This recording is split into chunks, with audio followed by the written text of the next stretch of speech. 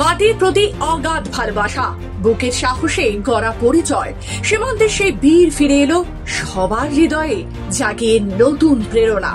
হ্যাঁ, তিনি প্রেরণা। আজ গোটা দেশবাসীর কাছে তিনি প্রেরণা। হুগলির রিষড়ার গর্ব। অবশেষে দেশ সেবার পর ফিরলেন বাড়ি। হাওড়া স্টেশনে নেমেই বিএসএফ জওয়ান পূর্ণম সাউকে ঘিরে উচ্ছ্বাস, আবেগ আর গর্বের এক অনন্য মুহূর্ত। তাকে স্বাগত জানাতে হাজির হন রিষড়া পৌরসভা চেয়ারম্যান বিজয় সাগর মিশ্র এবং পূর্ণমের বাবা ভোলানাথ সাউ। সেখান থেকেই শুরু হয় গাড়ি বহরের যাত্রা রিষড়ার উদ্দেশ্যে। রিষড়ার বাগখোলা থেকে শুরু হয় হুটখোলা গাড়ির শোভাযাত্রা। শহরের প্রতিটি মোড়, প্রতিটি রাস্তা যেন একটাই নাম জপছে, পূর্ণম। জিটি রোডে তৈরি হয় পূর্ণমের সুস্বাগত লেখা বিশাল গেট। শহরের নানান প্রান্তে দেখা যায় তার ছবি সহ হোর্ডিং। এই দিন যেন শুধুই তার জন্য তৈরি ছিল। সতীর্থরা এসে গলায় মালা পরিয়ে জানিয়েছে শ্রদ্ধা আর ভালোবাসার নমস্য।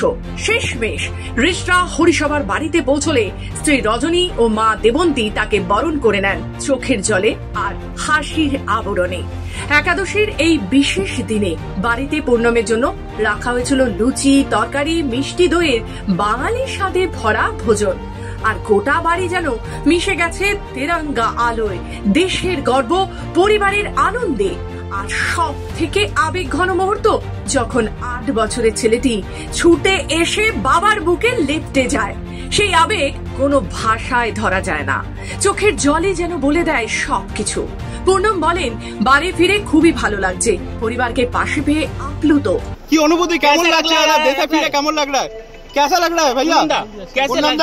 पूनम दा कुछ बोलिए। आ गया वापस, बहुत खुशी का बात है। आप लोग का बहुत बहुत धन्यवाद, जिसके वजह से मैं इंडिया वापस। अभी क्या करेंगे? ভালো লাগছে। আমাদের ঘরের ছেলে, বাংলার ছেলে, আমাদের দেশের জওয়ান, আমাদের বাংলার গর্ব, দেশের জওয়ান বাড়ি ফিরছে। এটা আমাদের আজকের দিন খুব আনন্দের দিন।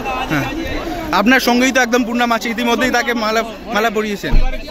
আপনার ভাইয়ের মতো কি বলবেন, কেমন লাগছে তাকে বাড়ি যেতে? আরে আমার পরিবারের সদস্য বাড়ি এসছে, আমার তো মানে খুব আনন্দের দিন।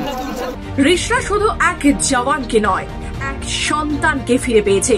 আর এই ফিরে আসা এক গর্বের অধ্যায়। হুগলি থেকে নিজস্ব প্রতিনিধি রিপোর্ট, খবর বাংলা।